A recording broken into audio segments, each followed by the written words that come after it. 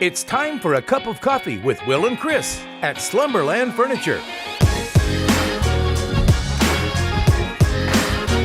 From Slumberland Furniture in Osage Beach, here are your hosts, William Holtz and Chris Schneider.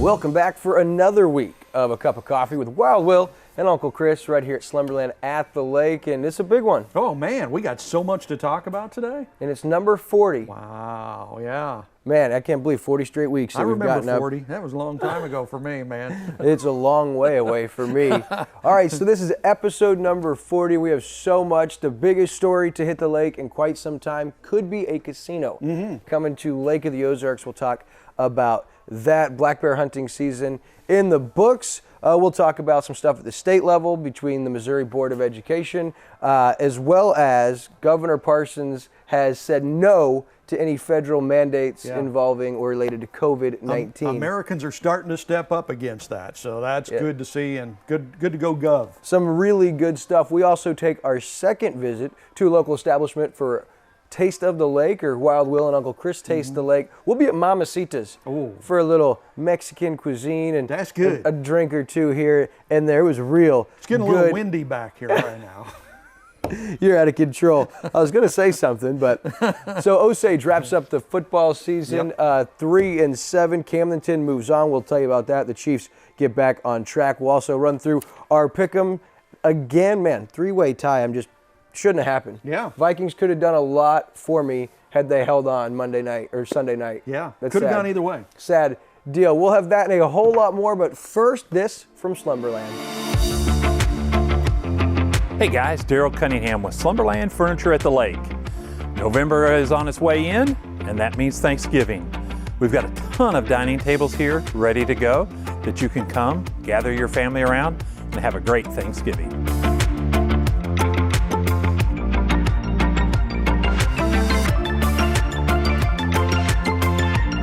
Come see us at Slumberland Furniture at the Lake, where we're bringing happy home.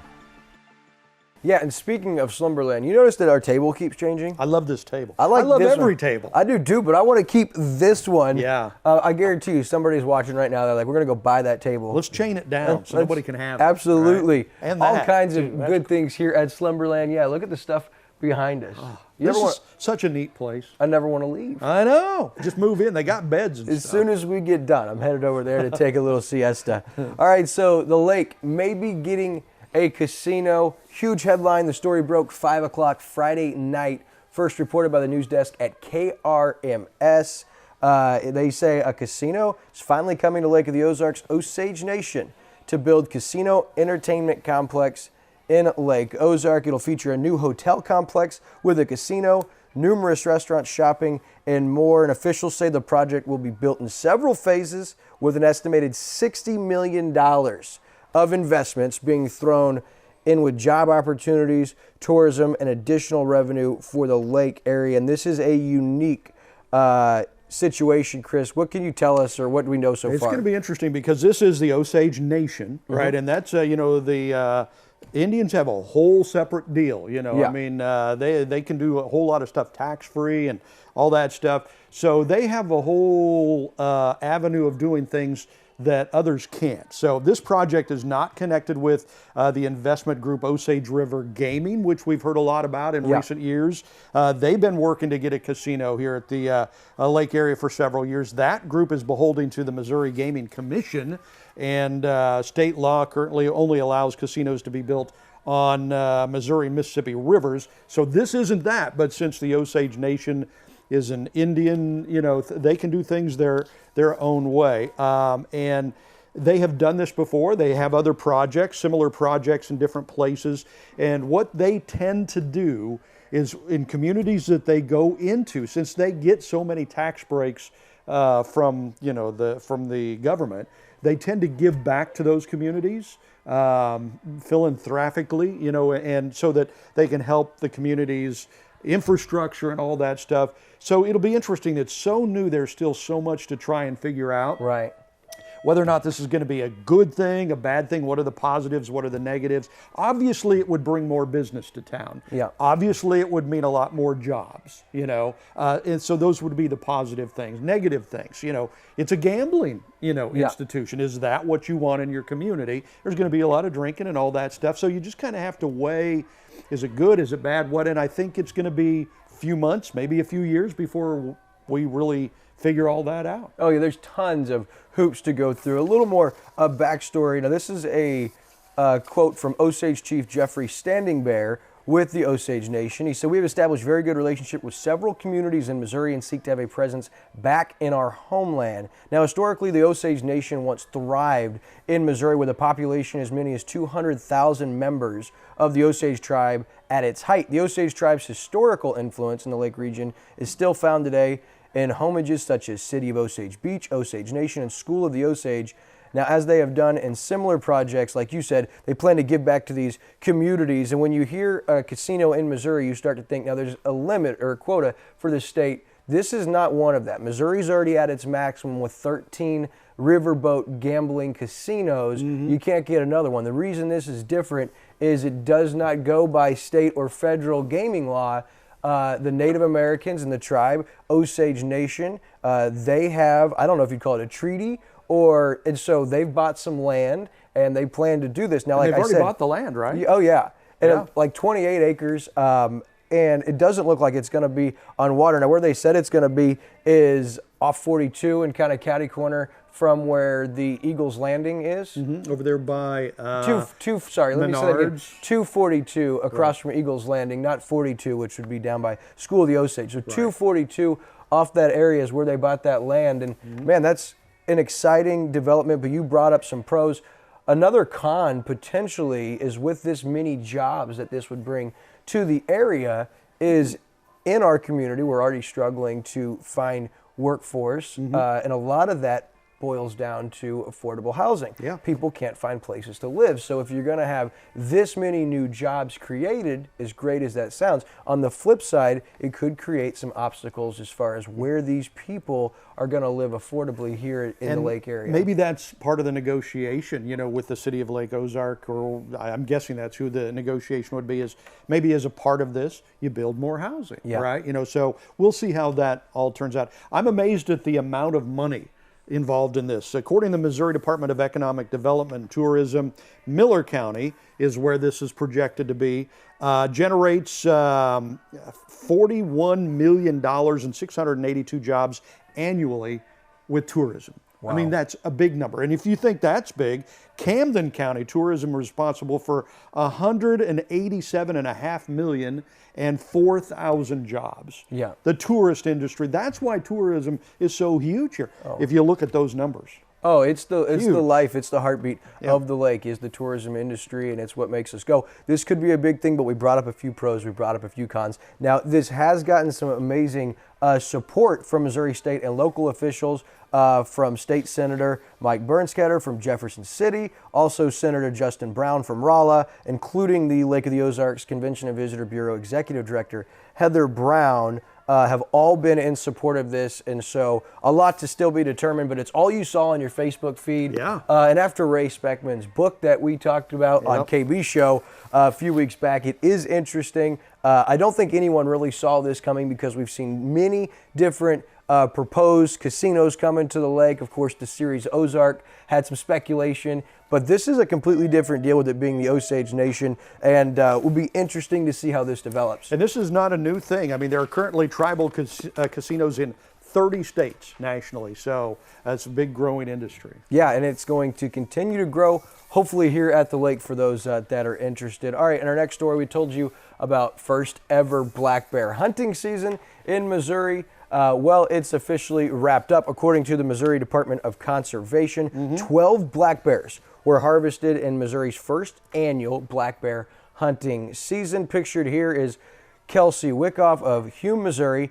This photo, of course, courtesy of the Missouri Department of Conservation. It reports that Missouri hunters harvested 12 bears during the bear hunting season, which ran the 18th through the 27th of October. Now, more than 6,300 hunters applied for those 400 permits that were given out, and the maximum total harvest for the season would have been 40. Yeah. So they got 12, which was less than a third of what they were allowing. Now, there was this quote: "This was an incredibly successful first bear hunting season for Missouri, given that we have a highly regulated season, that bears in the state are widely distributed throughout some pretty rugged wilderness." Now, this was from state fur bear and black bear biologist Laura Conley. "A harvest of 12 bears in our first season is a testament to the hunters." She said bear hunting is extremely challenging. She said, especially under the framework that they've set up. This was a new experience for many hunters, and they put a lot of work. She said it was our most highly regulated and limited season, included a sustainable maximum harvest of 40 bears, which is only about 5% of how many exist in the state of Missouri. So they're projecting there's about 800, and 12 were harvested. We also prohibited baiting and the use of dogs and limited hunting to 10 days. So they didn't want to go crazy. They also broke it into those 3 bear management zones that we saw, or that we showed you. You can see those on that map right there on your screen. Now, the bear management zone 3, which is what Lake of the Ozarks is in, saw 0 bears harvested. Yeah. And so people thought, oh, this is so sad, they're going to be killing the bears. Well, not really. There were 12 that were harvested, but none in bear management zone 3. 9 bears harvested in BMZ zone 1, 3 and 2, none in ours, which is interesting because we saw so many bears early in the season. You were talking about Kelsey Wickoff. She harvested that 268-pound male bear. That's a big old bear there, man. Wow. And she said she'd spent 48 hours in a tree stand over 3 days. That's not easy, dude. No. That takes some work to get that. So, man, I've never been a hunter. No. It's never something I grew up doing. I'm not against it. I'd love to try it, but I don't have the patience. I'm too much of a wuss. I just don't have the patience. I have the attention span. Oh, squirrel, So, all right, another local story. We told you about it over the last couple of weeks. David Mitchum named Lake Ozark City Administrator, and it was kind of a change of tone at the Board of Aldermen meeting last Tuesday night when the board voted unanimously 7-0 in favor of naming David Mitchum the Lake Ozark City Administrator. Of course, Dave Van D has retired. He said a few things and got a lot of applause, a standing ovation at the meeting. Mitchum, as you see his resume here on screen, we've told you about it over the last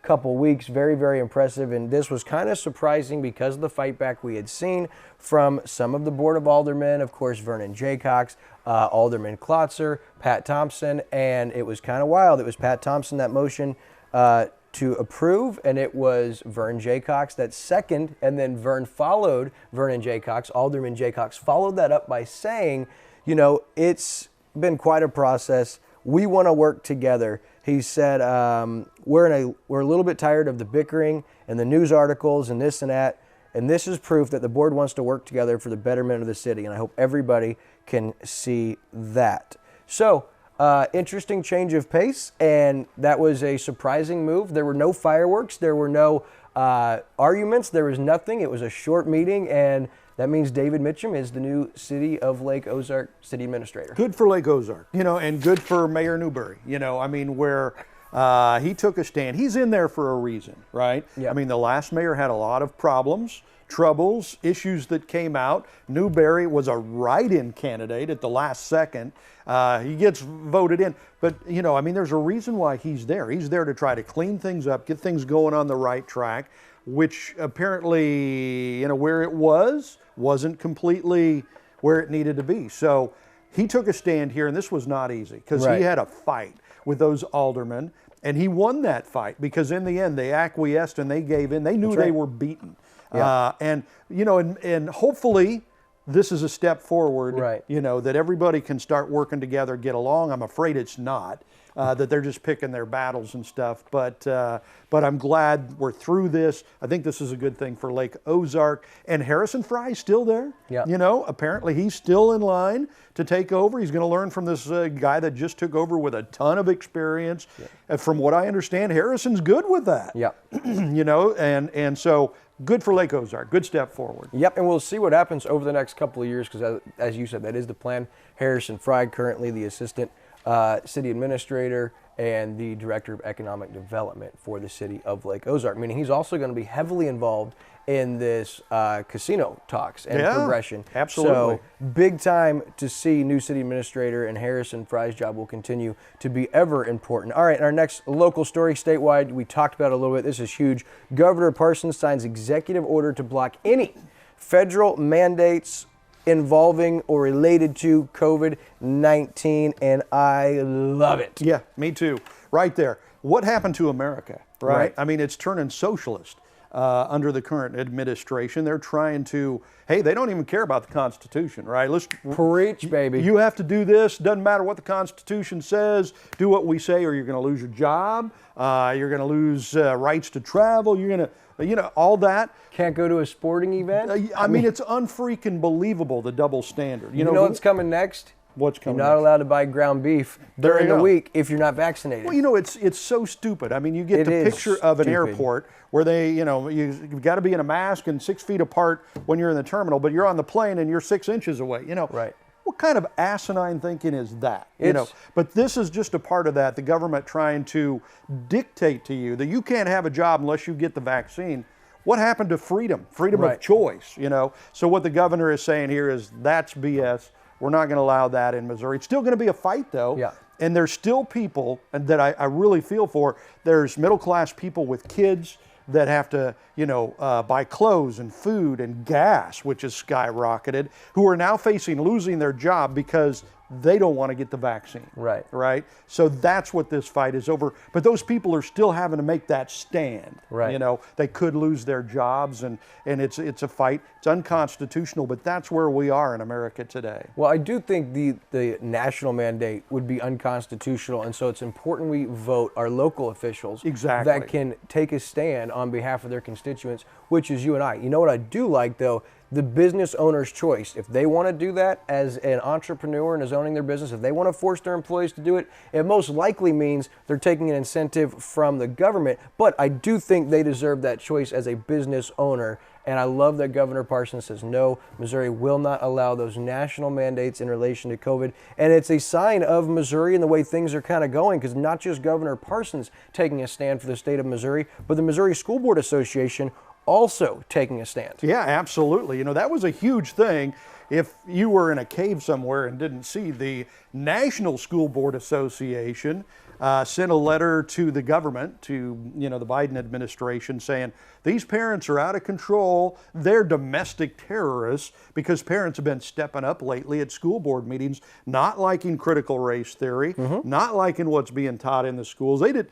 Parents have kind of been asleep. They don't know what's going on. And heaven forbid, when parents start to take an active role, Yeah. and they don't want the parents to be involved in their kids' education and what's going on at school. And it's like, no, that's quite the different, or the opposite of what I want when Brinley goes to school. Yeah. It's crazy. And so parents start to speak up at school boards, and that leads to some nasty letters, some nasty things. And ultimately, Missouri says we're not taking part in this national board. Yeah, so you've got the National School Board Association, which is basically an arm of the government. Even Right. if it's not an official government entity, it's a lobbying organization. Right. It does all of that stuff.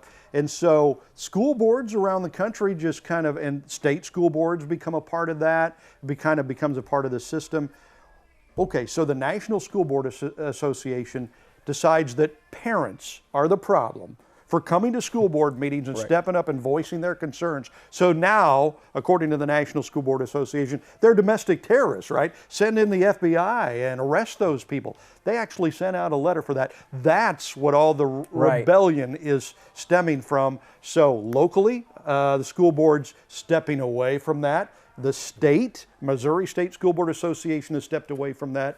Now, the problem with that is you can step away because you're going to lose funding and money and it looks bad, but it doesn't mean you've broken your ties and you're not going to go back and become a part of that again when things die down in a few months. We need to keep our eyes on this stuff. Right. Yeah. Absolutely. And make sure that that's not the case here. But I do love the trend that's being created. And it's not just the Missouri School Board and, what Camdenton has done, but you're starting to see people get involved and people truly care, and they're really left with no choice at this point in time, because it seems crazy where we're at as a country. It almost seems like it's right out of a fairy tale or a novel. It really does. As far as where this country's at and the things we're having to decide and compromise on, and okay, I'll make this decision but compromise this value, and it's like some point in time you stop compromising those values and you take a stand as a patriot, and it looks like we're seeing some people in leadership roles do that. It's why it's so important. I'll reiterate again, the local elections are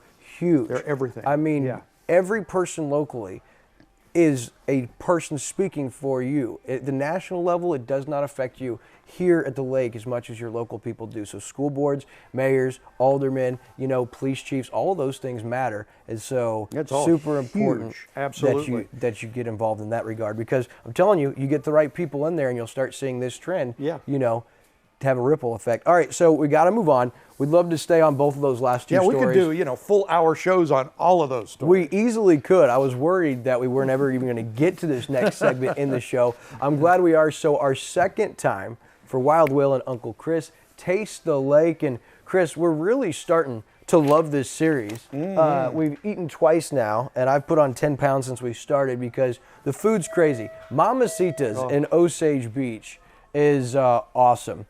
Off Chef Street in Osage Beach. We stopped by last Monday, and man, it was awesome. Oh, it was incredible. Oh, love Mexican food, right? But there's a difference between Mexican food and great Mexican What food. did you say? This is great Mexican food, right? Oh my gosh. So I've been there before, and I'll be there again, because that's greatness. So I love enchiladas. I love beef enchiladas. Got me some beef enchiladas.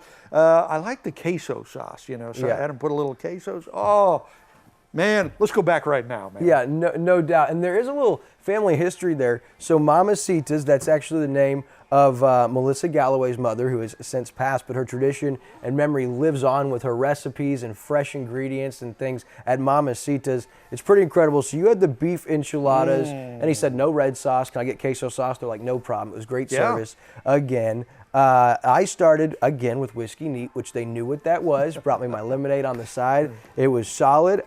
Pretty good pour you got there, too, man. They're very generous on the pour. Wow. It was awesome. They're also known for their fajitas, but I had one of my favorites is just tacos. Like if I can go to a good Mexican restaurant and just have hard shell tacos, you get really good ground beef, and theirs was so juicy. It was so good. Lettuce, sour cream. You put a little tapatio on there with, oh man, I'm telling you, that's where it's at. We didn't do dessert this time. No. The reason we didn't is because the chips and the salsa were so stinking awesome. Yeah. Oh, man. I didn't even really need dinner because, I'm just sitting there piling down the chips when we get, and it's such a great atmosphere. We just sat there and we ate some chips, drank some beer or whiskey and just chatted. It's greatness. Great place. I'm always embarrassed when I go to a Mexican restaurant because as soon as I sit down, they sit the basket of chips and I go, I'll have 4 or 5 more people. Could you bring a couple more basket of chips? 5 minutes into it, they're like, you're all alone with 5 empty baskets of chips.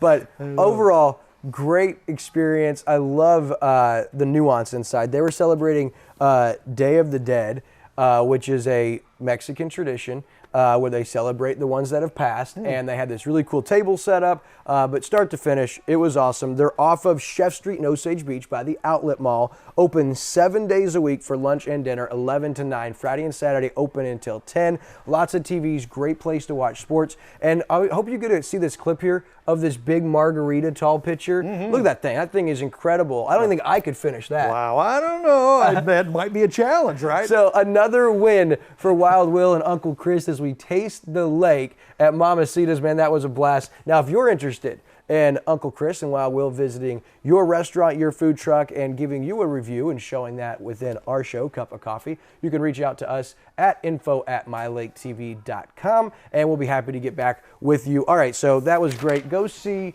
the Galloway family. Man, they got Papos all over love that, the man. area. It is great. Then they've got Mamacita's, and they're doing it right there, man. It's really cool family tradition. It's probably not good for my waistline, though, dude. You and I, we compete in a lot of things, and we're competing to see who gets diabetes first. I mean, we are struggling, man. Oh, man. All right, national and sports headlines. So we told you Osage ends their season. Tough loss, Blair Oaks 53-0. You could hear Chris, he talks with Osage coach Shannon Jolly on the Lake Area Coaches Show, 10, 2, and 6. You can see that today through Saturday.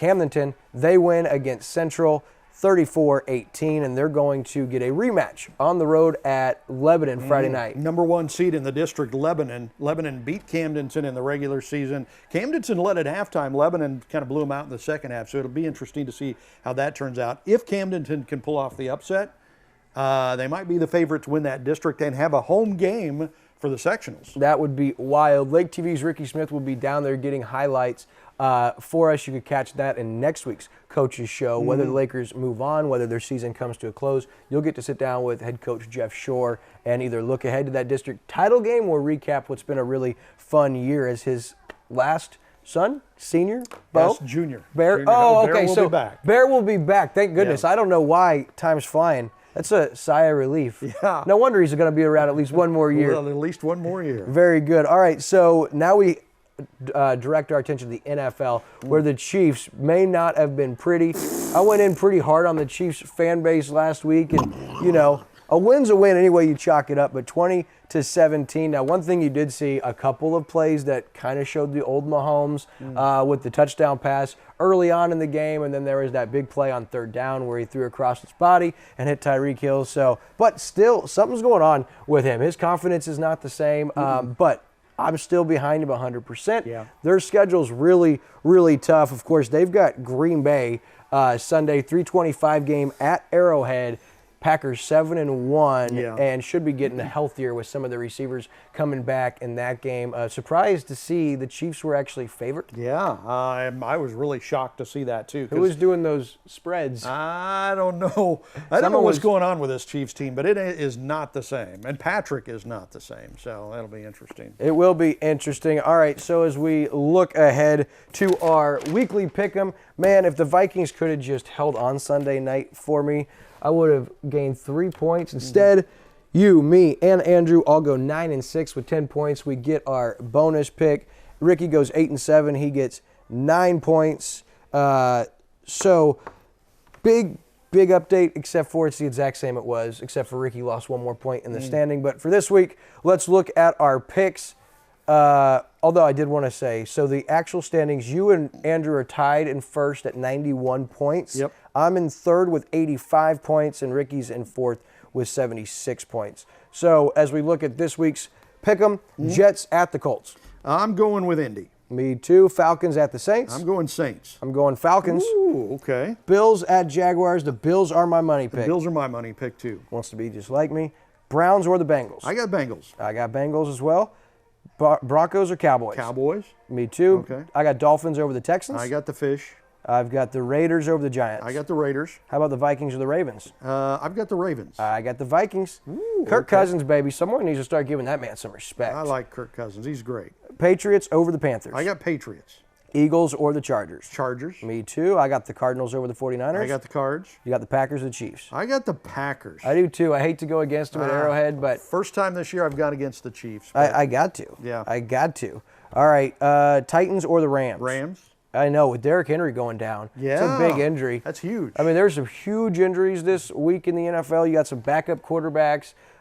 Just crazy. I've got the Rams over the Titans as well, and then the Bears or the Steelers. I got the Steelers. Me too. So once again, we've only got 2 games that are different, and this week our money pick's the same. So not a lot. I'm going to start picking some stupid games because I don't stand a chance to catch up any ground on you and Andrew if I don't. I guess that's what I've been doing all year. So that's probably why I'm 6 points back. All right, so we got about a minute left. So I do want to tell you about some upcoming events around the lake. The Lake Ozark Christmas Parade is on December 11th. They're looking for floats. Go to lakechristmasparade.com to sign up for that. Also, before the Christmas Parade, the annual Veterans Day Parade is Saturday at 1 o'clock. You could catch that across Osage Beach Parkway, but if you can't make it on the, is it the west end of town, Ricky? By Osage Hills and City Hall. It gets kind of directionally turned around, and if I said it wrong, Ricky would jump over to the side of the desk. But if you can't be there, you can watch the entire thing on Lake TV, presented by Hy-Vee in Osage Beach and Jefferson City. KB and I will be on the call having a great time Saturday as we celebrate veterans. Studio T Images Photo Workshop on the 11th of November. You can see the image on your screen right there. For just $79, you get a 3-hour workshop. Pretty incredible deal. That's from 4 to 7. Studio T Images Photography. And Also, Bridge and Dam registration is now open, set for March 27th. We always love that event with the FCA, so tons of good stuff happening on Lake TV this week. We'll look forward to seeing you guys next week. Man, this show flies by. Always. All right, on behalf of Jill Ray and her awesome crew here at Slumberland, Uncle Chris, Wild Will, we'll see you next week.